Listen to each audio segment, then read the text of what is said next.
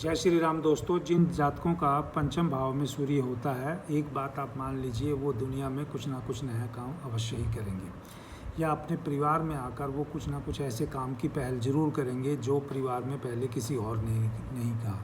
यहाँ पर अक्सर पंचम भाव में सूर्य और मंगल ज्योतिष के प्रति भी या किसी अध्यात्म के प्रति भी उनको ये नॉलेज देता है, क्योंकि पूर्व पुण्य कर्म जिसको हम बोलते हैं या पिछले जन्मों का कर्मों का हिसाब किताब पंचम भाव से देखा जाता है।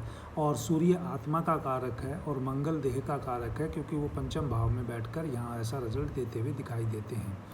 इसके अलावा मैंने देखा है कि पंचम भाव में सूर्य बैठा है तो वो क्रिएटिविटी या रिलेशनशिप मैटर्स के लिए या अपने आप को सेल्फ कम्युनिकेशन इम्प्रूव करने के लिए उनके लिए बहुत अच्छा है। एक ही चीज़ का उनको ध्यान रखना है कि किसी से अप्रूवल के लिए, किसी और व्यक्ति की अप्रूवल के लिए उनको डिपेंडेंट नहीं होना चाहिए। पंचम भाव जातक के लिए नेचुरल आर्टिस्ट बनाने के लिए भी बहुत अच्छा है, जैसे कि म्यूज़िक का ज्ञान हो सकता है, पेंटिंग का ज्ञान हो सकता है, ड्रामा हो सकता है, या राइटिंग स्किल हो सकती है। बेसिकली आप कह सकते हो ये सब कार्य जो है क्रिएटिविटी के अंदर आते हैं। सूर्य यहाँ होने से क्रिएटिविटी का फ्लो बहुत ईजिली होता है।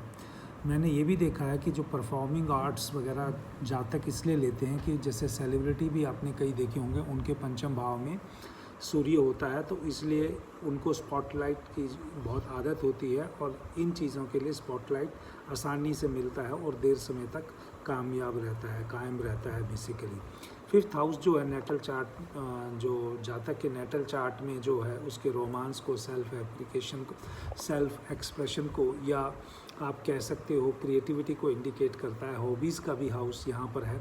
स्पोर्ट्स पर्सन के लिए फिफ्थ हाउस बहुत इंपॉर्टेंट हो जाता है।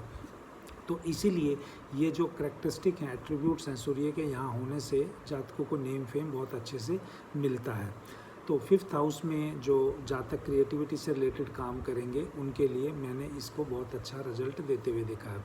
एक और बात, क्योंकि पंचम भाव जो है एजुकेशन का कारक है और यहाँ से कॉलेज लेवल की एजुकेशन देखी जाती है, तो ये ऐसे जातक जो एजुकेशन है काफ़ी फेमस कॉलेज से या फेमस जगह से प्राप्त करते हैं, क्योंकि सूर्य जो है वो किंग साइज़ एजुकेशन या जो एजुकेशन जो राजाओं जैसी एजुकेशन है उसके लिए प्रेरित करता है। सूर्य को वैसे मैनेजमेंट या एडमिनिस्ट्रेशन का कारक भी माना जाता है।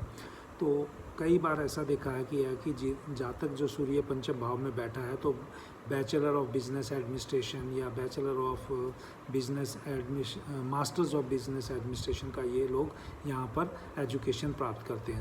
सूर्य यहाँ पर